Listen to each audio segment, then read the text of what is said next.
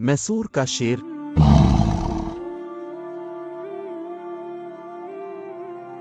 शेर की एक दिन की जिंदगी गीदड़ की 100 साला जिंदगी से बेहतर है।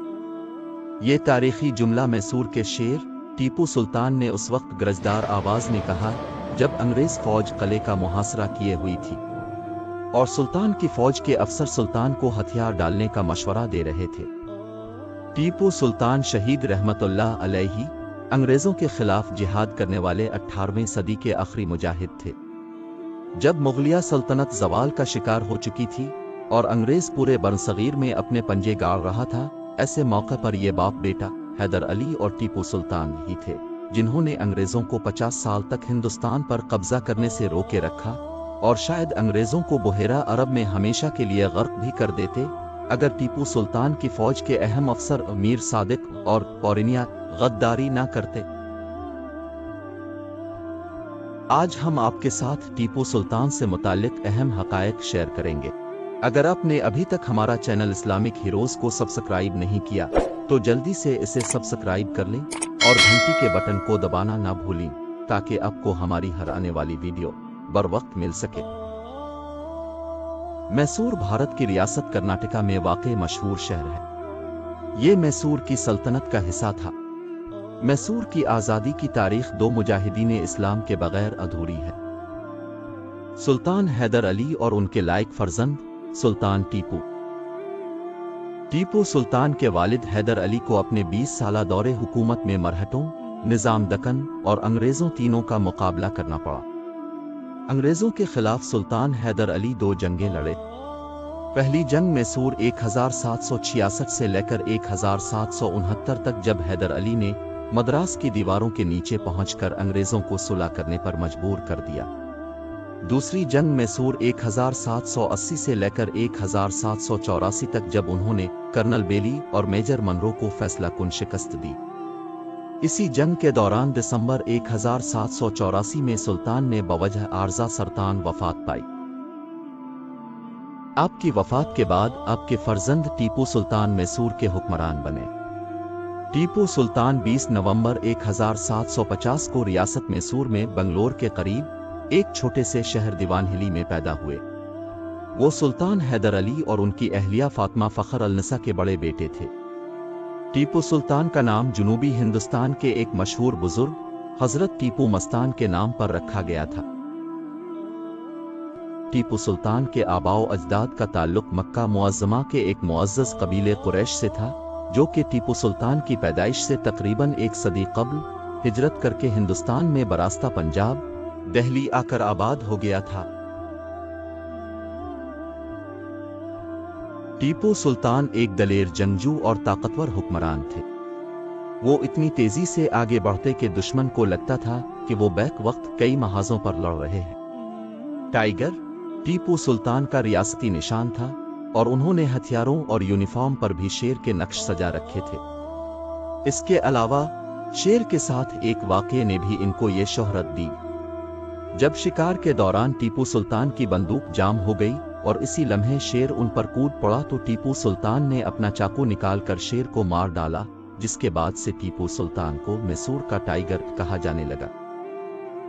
टीपू सुल्तान को विरासत में जंगें, साजिशें, मसाइल, दाखिली दबाव और अंग्रेजों का बेजा जबरो सलूक मिला था, जिसे उन्होंने अपनी खुदादाद सलाहियतों और आला हौसले से कलील अरसे में निमटा लिया। अपनी फौज को मुनज़्ज़म किया, नए फौजी कवानीन और ज़ाब्ते राइज किए, असलहा साजी के कारखाने कायम किए जिनमें जदीद तरीन टेक्नोलॉजी के तहत असलहा साजी की गई। बहरी फौज का क़याम अमल में लाया, नए बहरी अड्डे और बहरी चौकियां बनाई, बहरी जहाज़ों की तैयारी के मराकज़ कायम किए। समंदरी रास्ते से तिजारत को फ़रोग़ भी इसी अहद में मिला। टीपू सुल्तान जानते थे कि बैरूनी दुनिया से राब्ता ज़रूरी है, इसीलिए फ्रांस के नेपोलियन बोनापार्ट के अलावा अरब ममालिक, मस्कत, अफगानिस्तान, ईरान और तुर्की वगैरह से भी राब्ता कायम किया। इनके दौर में रियाया को सुकून और रियासत को इस्तेहकाम मिला। उन्होंने ज़री टैक्स का जदीद तरीन निज़ाम कायम किया, जो इस वक्त के हिंदुस्तान में एक मुश्किल काम था। रेशम की पैदावार के लिए बाहर से कीड़े दरामद किए, जानवरों की क्रॉस ब्रीडिंग के जरिए मकामी नस्लें पैदा की, इस तरह इस वक्त के हिसाब से उन्होंने एक जदीद और तरक्की याफ्ता ज़री निज़ाम कायम किया। बंगलोर और सरंगापटम समेत कई दूसरे शहरों में बाकायदा सरकारी सतह पर फैक्ट्रियां और कारखाने लगाए। इनमें चीनी, रेशम, कॉटन और बंदूक से लेकर कागज और शीशे तक कई चीजें बनाई जाती थीं। अंग्रेजों के खिलाफ अपनी सल्तनत का दिफा करने के लिए पुरज़्म टीपू सुल्तान ने एक फौजी यूनिट रॉकेट कोर का क़याम किया, जिसमें पहली बार रॉकेट बनाए गए। टीपू सुल्तान के इंजीनियर्स के तैयार करदा ये रॉकेट जंग में इंतहाई मुअस्सर थे और दुश्मन के दिलों में खौफ तारी कर देते थे। साबिक सदर और missile man doctor APJ Abdul Kalam ने अपनी किताब विंग्स ऑफ फायर में लिखा है कि उन्होंने नासा के एक सेंटर में टीपू की फौज की रॉकेट वाली पेंटिंग देखी थी। टीपू सुल्तान और उनके वालिद हैदर अली ने जनूबी भारत में लड़ी जाने वाली जंगों में अक्सर रॉकेट का इस्तेमाल किया। नाज़रीन, बरतानवी east India company governor general Warren Hastings की क़यादत में हिंदुस्तान में अपना असर रसूख बढ़ा रही थी और उसकी निगाहें मैसूर पर थी। अंग्रेजों ने टीपू सुल्तान को एक ज़बरदस्त मुखालिफ के तौर पर तस्लीम करते हुए उनकी ताकत को कमज़ोर करने के लिए कई मुहिम्मात शुरू की। इनमें सबसे अहम 4 एंग्लो मैसूर जंगें थीं, जो 1767 से 1799 तक फैली हुई हैं। पहली और दूसरी एंग्लो मैसूर जंगों में टीपू सुल्तान ने बरतानवी अफवाज के खिलाफ अपनी सल्तनत का कामयाबी से दिफा किया। ताहम तीसरी एंग्लो मैसूर जंग 1790 ta 1792 में उनके इत्तेहादियों, मरहटों और दक्कन की तरफ से धोखाधड़ी की वजह से टीपू सुल्तान को सरंगापटम के मुआहदे पर दस्तखत करने पर मजबूर किया गया। इस मुआहदे के तहत इनको अपने कई इलाके अंग्रेजों के हवाले करने पड़े और भारी मुआवजा अदा करना तय पाया। ईमान फरोशों ने हर दौर में अपनी गद्दारी और दगाबाजी से इस्लाम को शदीद नुकसान पहुंचाया है। मक्का के काफिरों से ज्यादा मदीना शरीफ के मुनाफिक खतरनाक थे, जो हर वक्त प्यारे आका व मौला सल्लल्लाहु अलैहि वसल्लम के खिलाफ साजिशें करते और फितना फैलाते रहते थे। मीर सादिक भी उन ईमान फरोशों की जमात की एक कड़ी है। मीर सादिक रियासत हैदराबाद दक्कन का एक शहरी था। ये हैदर अली का मोतमिद खास और हैदराबाद दक्कन के अमीर आलम का भाई था। मीर सादिक टीपू सुल्तान के दरबार में वजीर के ओहदे पर फाइज था।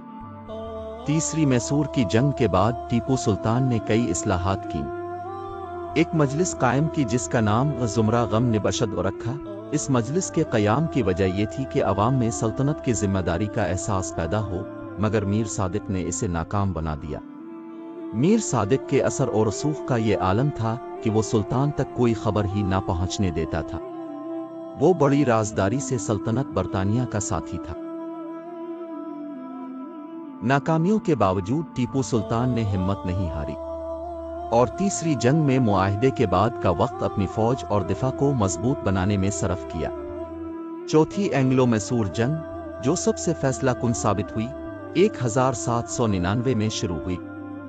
अंग्रेजों ने कर्नल आर्थर वेल्सली, बाद में ड्यूक ऑफ वेलिंगटन, की कमान में मैसूर पर भरपूर हमला किया।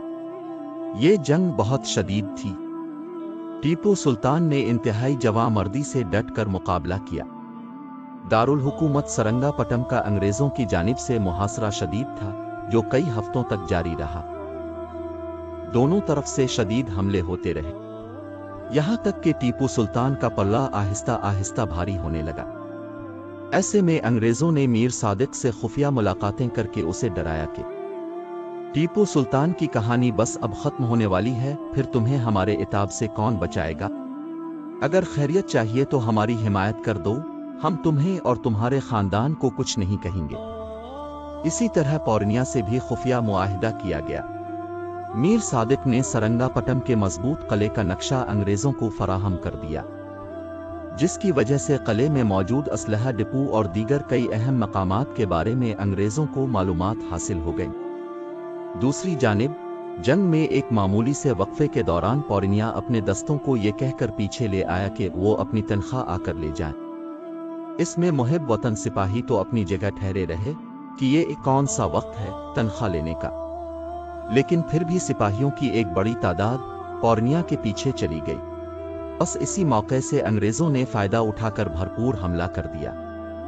असलहा डिपो को आग लगाकर खाकिस्तर कर दिया गया और पौरिनिया की फौज के दस्ते की पसपाई ने टीपू सुल्तान के इस मजबूत किले को खोखला कर दिया। सुल्तान ने इन गद्दारों की गद्दारी का सुनकर कहा, इस गद्दारी का नतीजा तुम्हें इस वक्त मालूम होगा जब तुम और तुम्हारी आइंदा आने वाली नस्लें इस मुल्क में मोहताज और जलील ओखर होकर एक एक दाना चावल और प्याज की एक घटी को तरसेंगी। इस अहम मौके पर एक अफसर ने सुल्तान से कहा कि अब आप अंग्रेजों से आफियत तलब करके अपने खानदान को रुस्वा होने से बचा ले। गैरतमंद सुल्तान ने गुस्से से जवाब दिया, गीदड़ की 100 साला जिंदगी से शेर की एक दिन की जिंदगी बेहतर है। 4 मई 1799 को इस्लामी दुनिया का ये अजीम सपूत दुश्मन के खिलाफ दादे शुजात वसूल करता हुआ शहीद हो गया। हुर्रियत फिक्र, आज़ादी, वतन और दीन इस्लाम की फौकियत व फजीलत के लिए टीपू सुल्तान शहीद ने अपनी जान निछावर कर दी। टीपू सुल्तान ने हक व बातिल के दरमियान वाज़े फर्क और इम्तियाज कायम किया और आज़ादी के परचम को हमेशा के लिए बुलंद कर दिया। अंग्रेज अपनी अजीम कामयाबी पर फूले नहीं समा रहे थे। जनरल हैरिस खुशी से चिल्ला उठा कि अब हिंदुस्तान हमारा है। अंग्रेजों ने गिरजों के घंटे बजाकर और मजहबी रसूमात अदा करके सुल्तान की मौत पर मसर्रत का इजहार किया।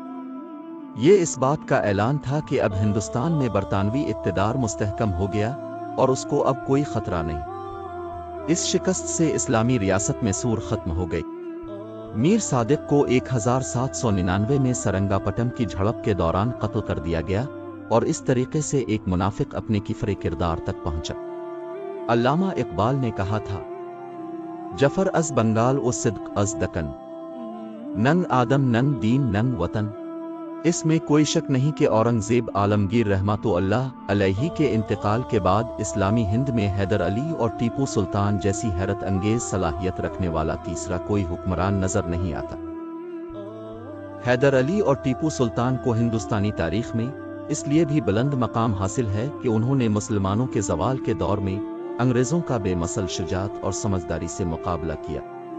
ये दोनों बाप बेटे ज़वाल के दौर के उन हुक्मरानों में से हैं जिन्होंने नई ईजादों से फायदा उठाया, वक्त के तकाज़ों को समझा और अपनी रियासत में फौजी, इंतजामी और समाजी इस्लाहात की। उन्होंने फ्रांसीसियों की मदद से अपनी अफवाज की जदीद अंदाज पर तंजीम की, जिसकी वजह से वो अंग्रेजों का 50 साल तक मुसलसल मुकाबला कर सके और उनको कई बार शिकस्त फाश किया। ये कारनामा 18वीं सदी के निस्फ आखिर में कोई दूसरा हुक्मरान अंजाम नहीं दे सका। हकीकत तो यह है कि बरसगीर में अंग्रेजों का जितना कामयाब मुकाबला हैदर अली और टीपू सुल्तान ने किया, किसी और मुस्लिम और गैर मुस्लिम हुक्मरान ने नहीं किया। टीपू सुल्तान सल्तनत उस्मानिया के सलीम सालिस के हमअसर भी थे। हजरत टीपू सुल्तान शहीद गैरतमंदों और हमियत पसंदों के लिए क़यामत तक के लिए मशअल बन गए। अल्लाह ताला इनको अपनी रहमत के साए में रखे और मौजूदा उम्मत मुस्लिमा में टीपू सुल्तान जैसी बहादुरी और जज्बाई जिहाद बेदार फरमाए। आमीन।